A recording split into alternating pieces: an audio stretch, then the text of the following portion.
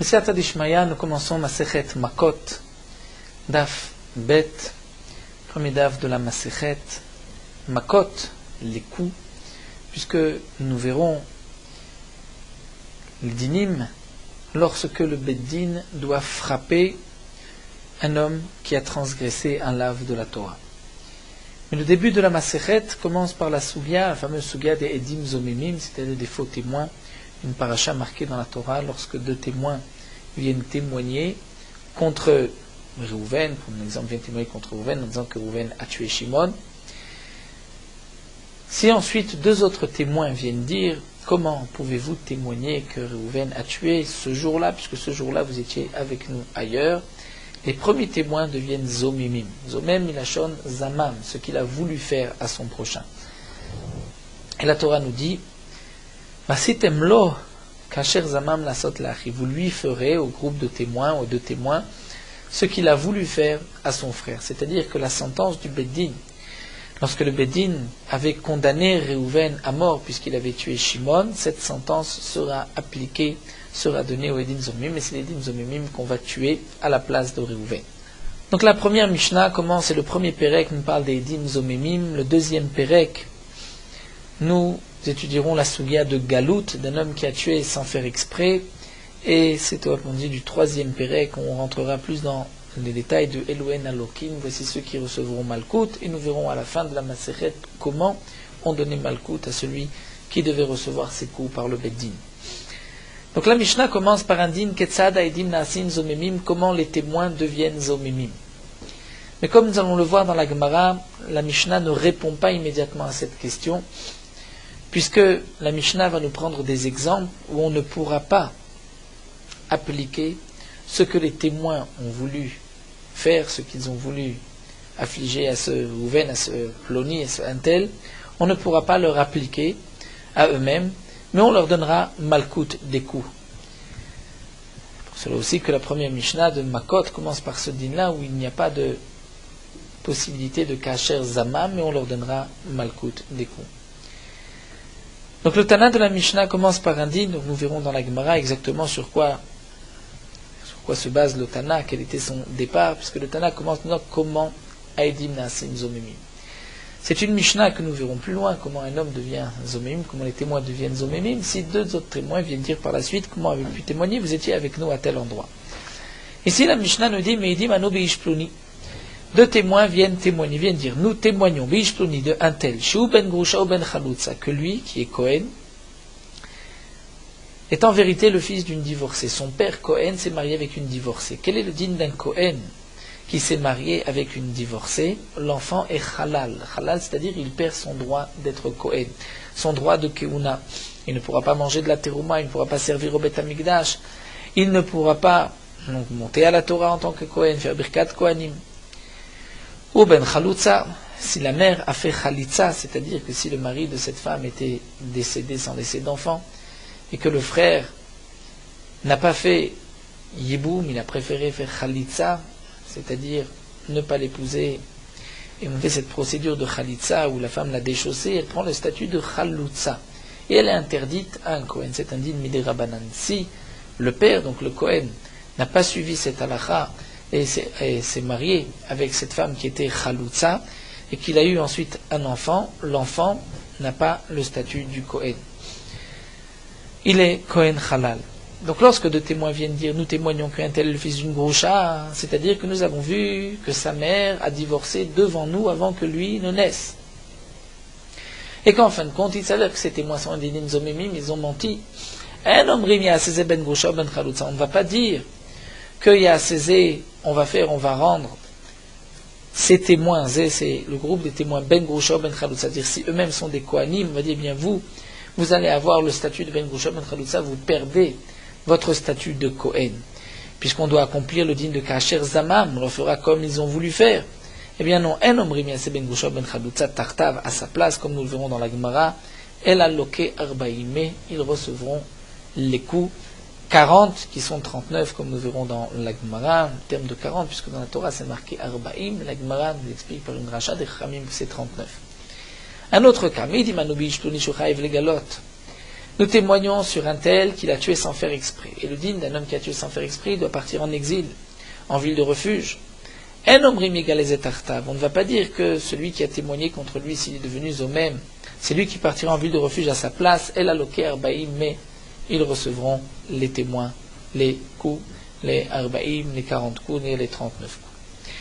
Donc nous allons étudier la Gemara. La Gemara demande à Ketzad en haedim nasen zomim mevaile. Il est étonnant que le Tana commence par comment les témoins deviennent zomimim, alors qu'en vérité, les deux cas rapportés sont des cas où les témoins ne deviennent pas zomimim. Donc le Tana aurait dû dire dans quel cas les témoins ne deviennent pas zomimim. Ve'od de plus, midi katan el kaman, puisque c'est marqué plus loin. Avalam roula eme achatem edim.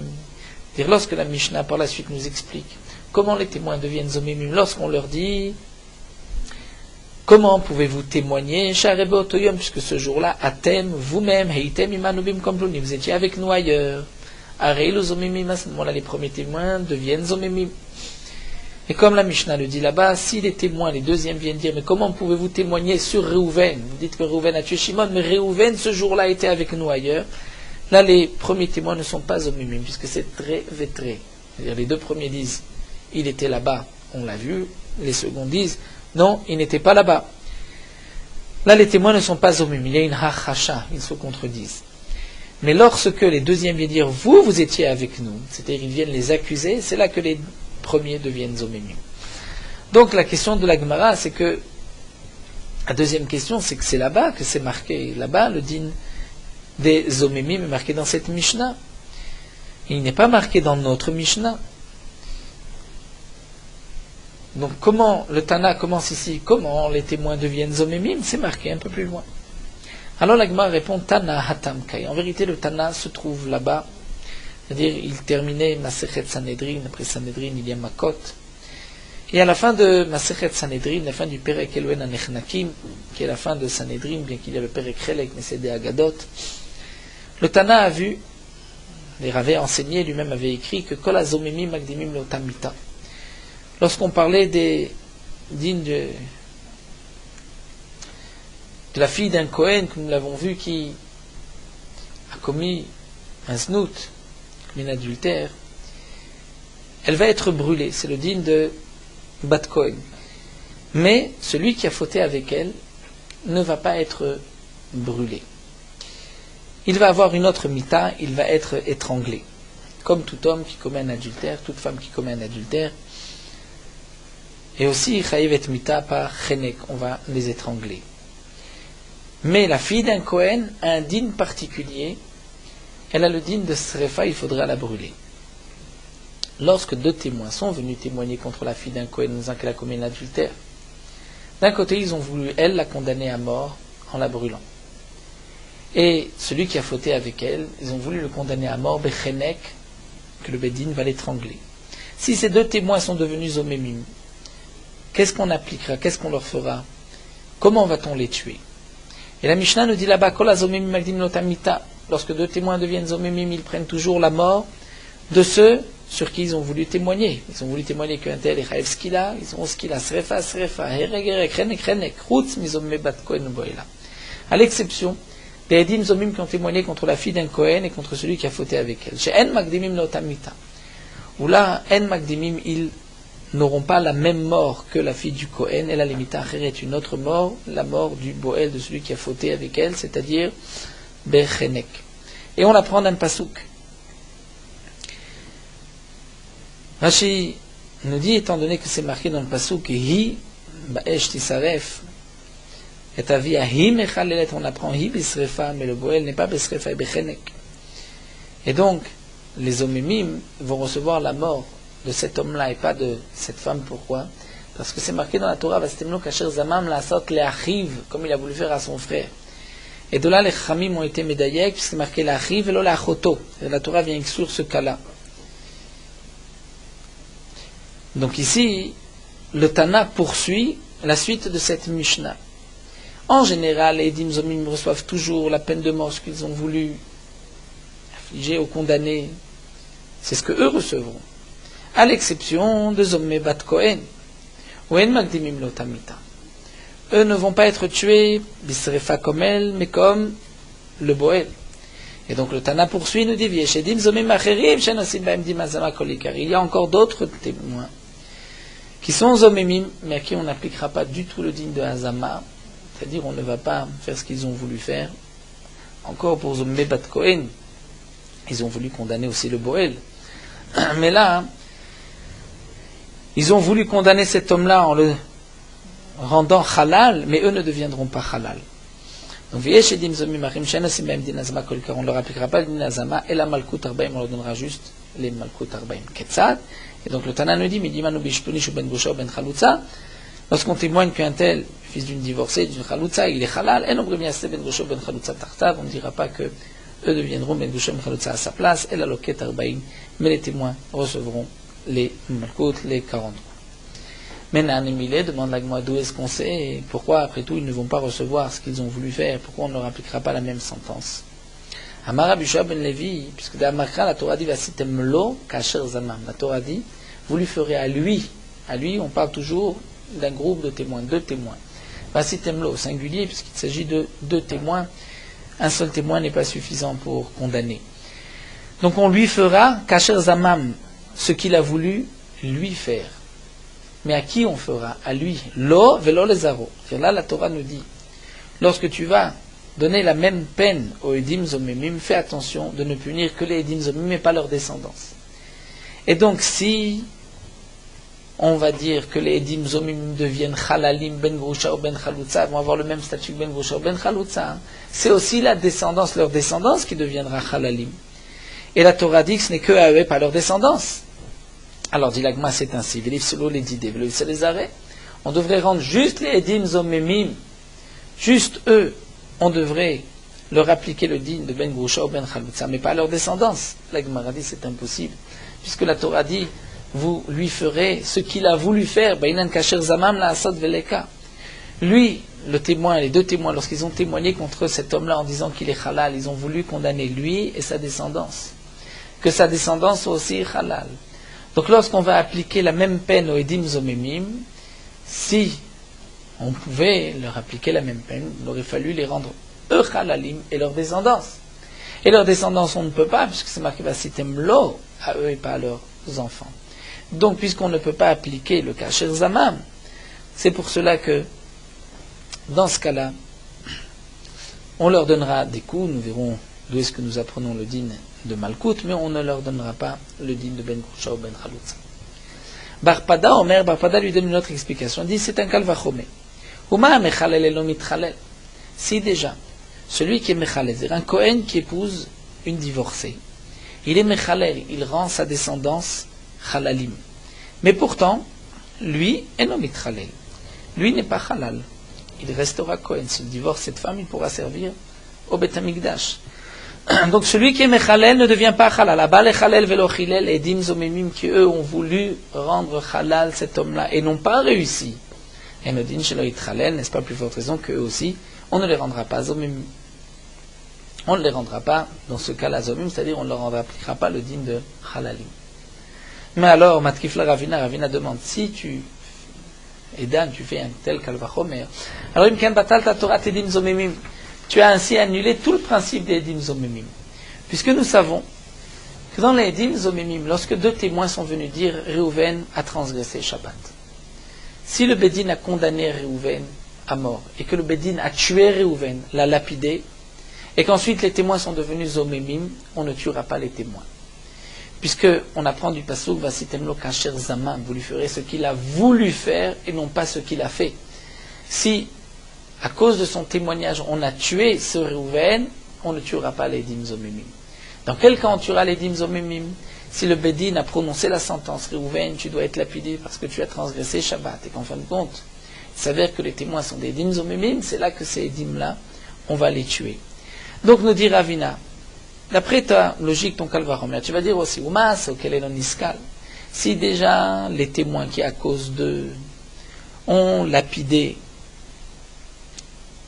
ce Réhouven, et eux ne vont pas être lapidés, puisque c'est marqué Kasher Zamam Velo Kasher Asa. Donc tu diras aussi à Baliskol, les témoins, qui eux veulent faire lapider Réhouven, viennent témoigner contre eux. Velo Sakal, ils n'ont pas réussi, puisque le Bédin a juste prononcé la sentence. Donc tu diras aussi, Nadine Shelo Yisakel, qu'on ne va pas les lapider. Et donc ainsi tu as enlevé tout le principe de Zomimim. Donc on ne va jamais les punir.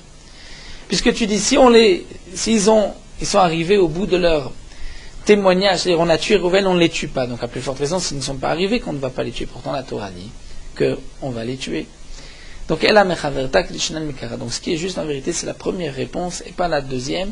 C'est ce que l'Agma nous a dit, parce que Vasitem lo, c'est à lui et pas à sa descendance. On peut rapporter l'explication de Tosfot. Tosfot pose plusieurs questions sur Rashi, entre autres dit Tosfot, mais c'est marqué Mefourage dans la Torah, que tant qu'il n'a pas tué, tant qu'on n'a pas tué ce Rouven, on les tuera, donc il n'y a pas lieu de faire un Kalvachomer. Tosfot donne une autre explication. Tosfot veut dire un homme qui lapide son prochain. Adam chez Sokel, Ma Sokel, c'est-à-dire un homme qui lapide ne sera pas lapidé, puisqu'un homme qui lapide et qui tue son prochain, il a tué, quel le dit de celui qui a tué, il est chayav, saïef, on va le héreg, on va le tuer par l'épée. Et il n'a pas ce qu'il a. Donc celui, c'est-à-dire les témoins qui viennent le lapider, n'est-ce pas à plus forte raison qu'on ne devrait pas leur appliquer le din de ce qu'il a.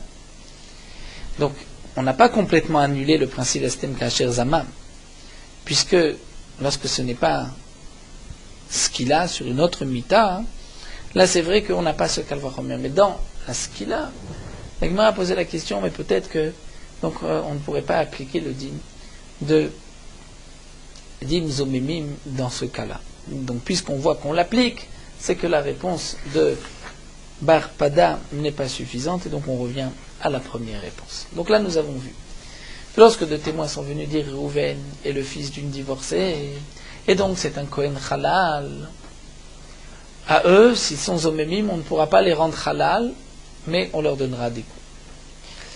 Nous passons au deuxième din de la Mishnah. Nous témoignons sur un tel qu'il est chayav galout, il doit partir en ville de refuge. Pourquoi ? Parce qu'il a tué sans faire exprès. On ne dira pas que les témoins vont partir en ville de refuge. Mais d'où est-ce qu'on sait ?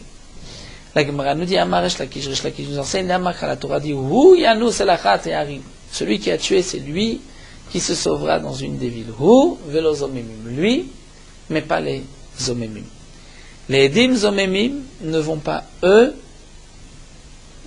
s'enfuir, ne partiront pas.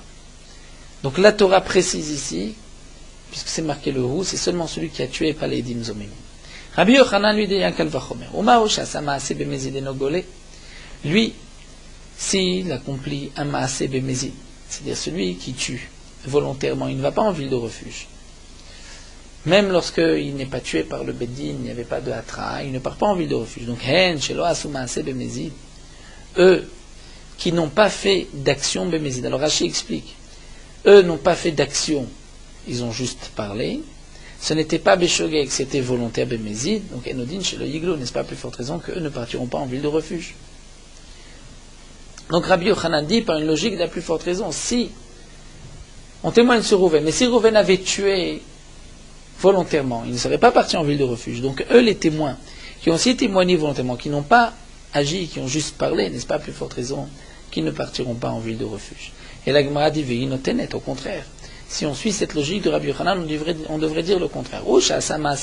Lorsqu'un homme a tué volontairement, pourquoi il ne va pas en ville de refuge afin qu'il n'ait pas de kapara, qu'il ne soit pas pardonné. Mais eux qui n'ont pas fait une action volontaire, et il y avait juste un dibour, même si c'était volontaire, mais comme ce n'est qu'une parole, peut-être qu'au contraire, pour eux, la galoute est suffisante afin qu'ils aient une kapara. Donc la réponse de Rabbi Yochanan n'est pas suffisante. Rabbi Yochanan nous dit, par ce kalvachomer, on va dire, eux qui n'ont pas fait de maaseh bemezid, n'est-ce pas à plus forte raison qu'ils ne partiront pas en ville de refuge? Au contraire, peut-être qu'eux devront partir en ville de refuge, puisqu'ils ont fait une avéra moins forte que celui qui tue volontairement, et donc ils doivent avoir une kapara. Donc on revient. La réponse qui est la meilleure, c'est celle de Resh Lakish, qui est juste, c'est Huyanus seulement, celui qui a tué sans faire exprès, mais pas les edim zomimim. Amar Oula nous enseigne. Remez les edim zomimim la Torah minaim. Où est-ce que nous avons une allusion dans la Torah aux edim zomimim? La Gemara s'étonne. Remez les edim zomimim, tu cherches une allusion, edim zomimim, c'est un pasuk mefourage, baktiv. Bah, si t'aimes le Racher Zaman voulu faire, et ce qu'il a voulu faire. Donc c'est marqué le din des edim zomimim. Et là, la Gemara reprend. Oula a voulu dire, remez les edim zomimim shelokim mina Torah. Où est-ce que nous avons un remez aux edim zomimim qui, eux, lokin minatora, vont recevoir des coups minatora, comme dans les deux cas de la Mishnah. On ne pourra pas appliquer le din des edim zomimim, on leur donnera des coups. D'où est-ce que nous savons, d'où est-ce que nous apprenons ceci, qu'ils recevront des coups minatora. La Gemara répond, dirtiv, c'est marqué, vitzdiku et atzadik virshu et arasha. Va'ayim binakot arasha.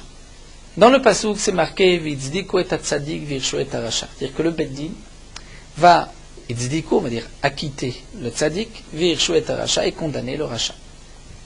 Et la Torah continue, Vayayim binakot aracha, si on doit frapper le racha, alors le chauffet le fera tomber, il le frappera, kederishato bemispa. La Gemara s'étonne.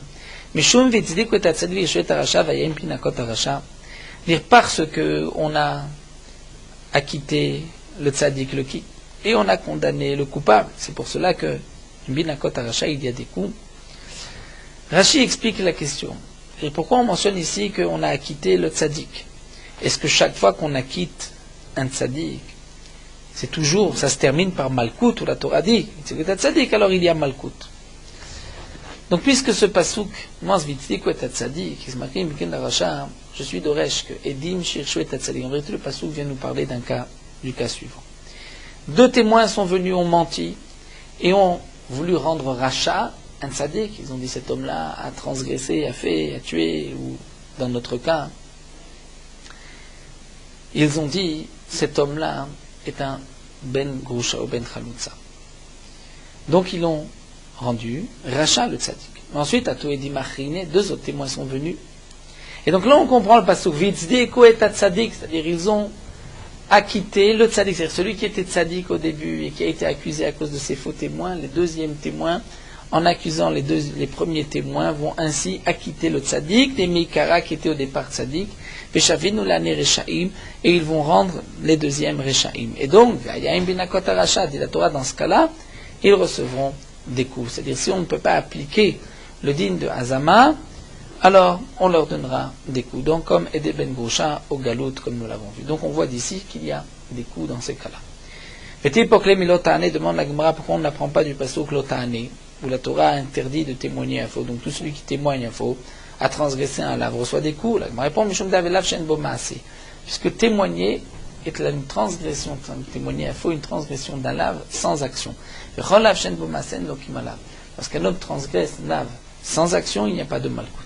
Tanoura banan. L'agma poursuit avec une braïta. Arba dvarim nemru bedim zomim, il y a quatre choses qui ont été dites à propos des dim zomimim. Ena, si ben gosher ben chalutza, les edim zomimim, lorsqu'ils ont témoigné contre un homme, un Kohen, en disant que c'est un halal, les fils d'une divorcée, les fils d'une chalutza, eux-mêmes ne deviendront pas bouchom chalutza s'ils ont été zomimim.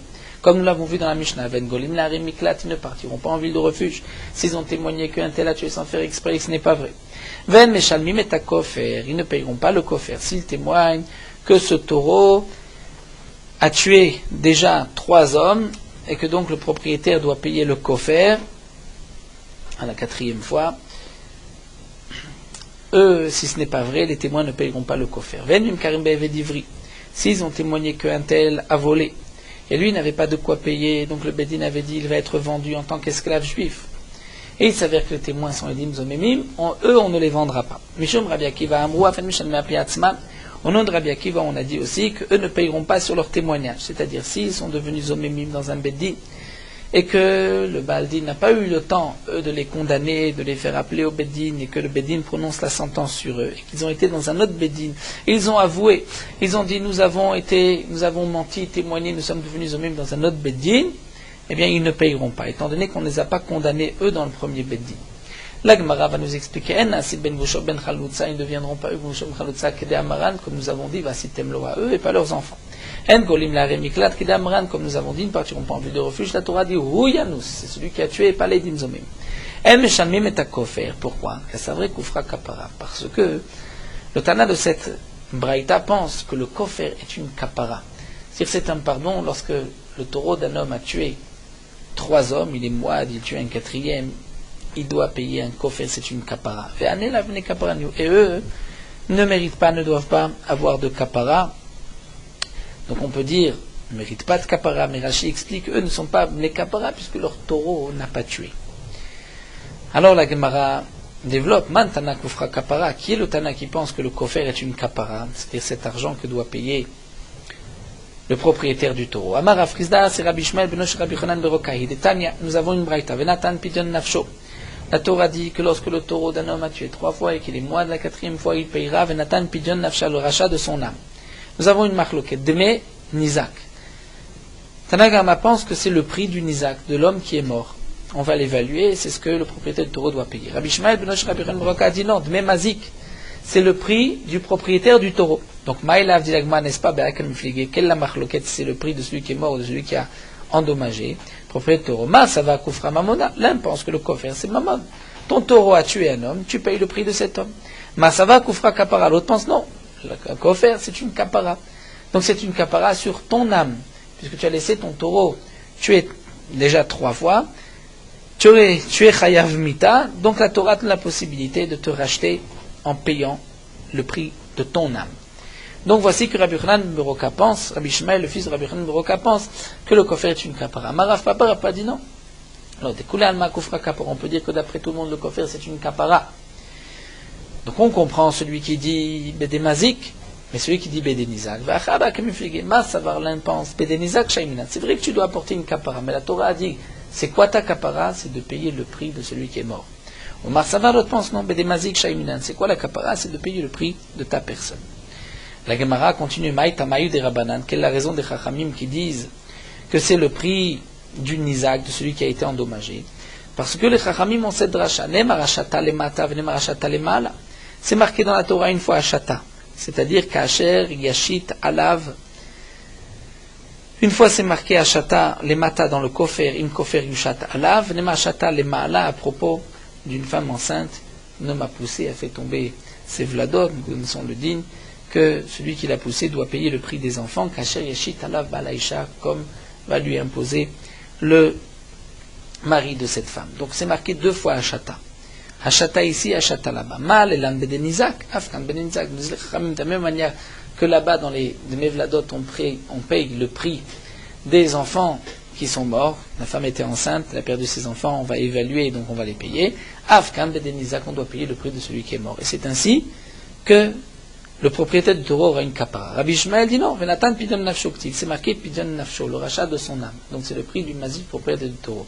Rabbanan disent oui, in pidyon nafsho ktiv, c'est vrai que c'est son pidyon nafsho, il rachète son âme. Yuk shaiminam ben nizak shaiminam. Lorsqu'on évalue, on évalue le prix du nizak de celui qui a endommagé. La Gemara continue, le dernier point de la Braïta. Venim karim be'eved ivri. Si les témoins ont témoigné qu'un tel a volé, il n'avait pas d'argent, on aurait dû, le Bedin a prononcé la sentence, on va le vendre.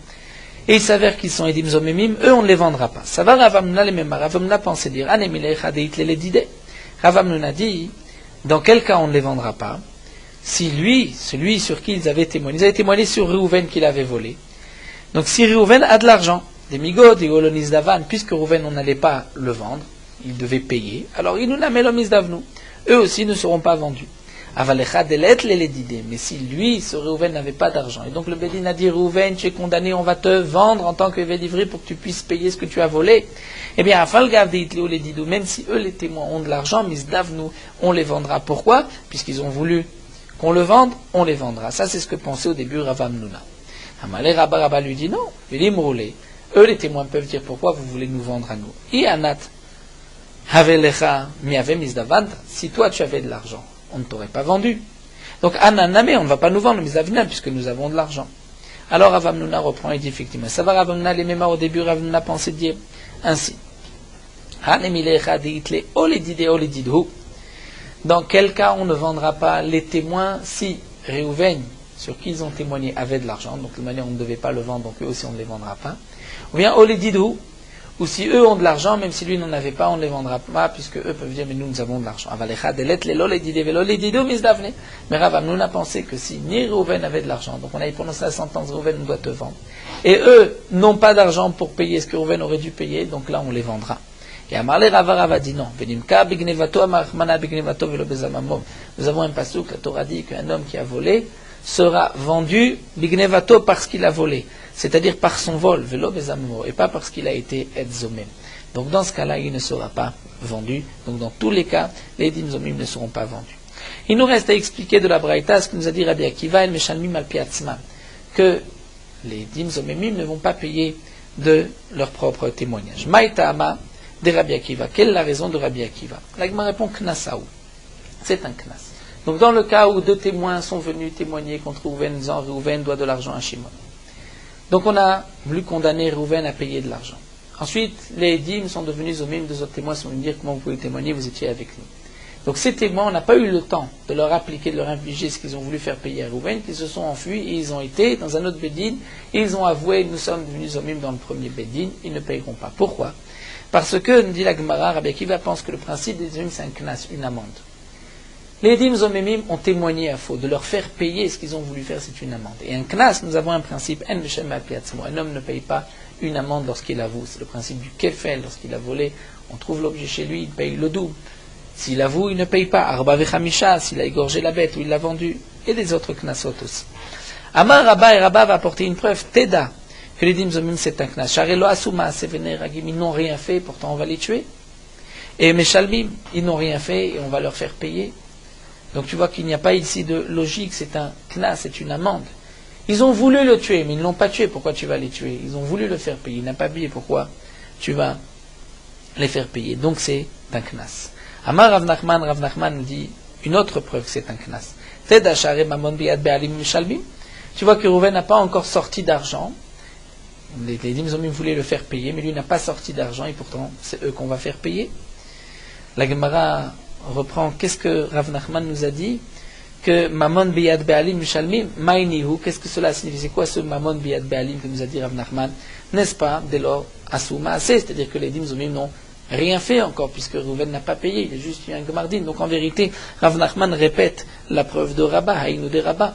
La Gemara dit effectivement, Emma Vechen, Emma Rav Nachman, de même a dit Rav Nachman. Donc ce sont deux preuves que les Dim Zomimim c'est un knas, et donc lorsque un homme vient avouer qu'il doit un knas, il est pas tout.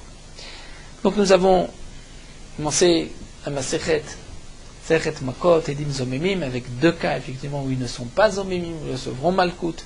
Comme la Gemara nous l'a dit, nous avons vu dans la Braïta 4 points à propos des Edim Zomim, on n'appliquera pas à ceux qu'ils ont voulu faire, et pour Rabbi Akiva, il y en a même un 5e din à propos des Edim Zomim qui ne payent pas Al-Piatzman. Donc nous allons nous arrêter ici, Amar Rav Yehuda, Amar Rav, nous reprendrons avec la suite d'une nouvelle Sugya. Pour Bezrat Hashem, Masechet Makot, nous allons étudier la tfila de Mincha, filote de Mincha, Marvit. Donc, poursuivons avec Morot Halacha Davbet. Les Chachamim nous ont institué de prier 3 fois par jour en fonction des korbanot qu'on devait apporter chaque jour dans le Beth Amikdash. Et donc, un jour où on apportait plus que 3 korbanot, on rajoute aussi une tfila. En vérité, il n'y avait pas 3 korbanot chaque jour, mais chaque jour il y avait 2 korbanot, le korban tamid du matin, le korban tamid de l'après-midi. Le korban tamid du matin, nous avons la tfila de Shacharit qui a été instituée en correspondance à ce korban. Et la tfila de Mincha, c'est en correspondance du korban tamid quotidien de l'après-midi.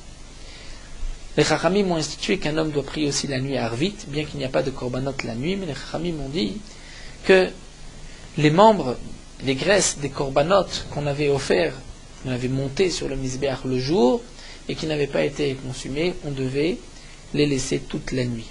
Donc la tfila de Harvit, c'est en correspondance à ces Evarim ou Pedarim, comme si c'était un 3e korban, mais en vérité c'est la suite des korbanot du jour.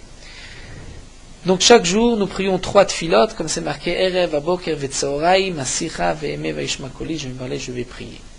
Le Shabbat et Rosh Chodesh, les jours de fête, on rajoute une 4e tfila qui est appelée Moussaf. Puisque dans le Beth Amikdash, il y avait aussi un korban en plus que le korban Moussaf. Le jour de Yom Kippour, il y a une 5e tfila qui est la tfila de Nehila. Cette tfila, les Chamim l'ont instituée étant donné que la Kedusha de ce jour est grande.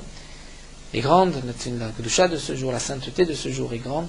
Et puisque c'est un jour de kapara, de pardon, donc c'est pour cela que les Chamim ont institué une tfila en plus qui est la tfila de Nehila.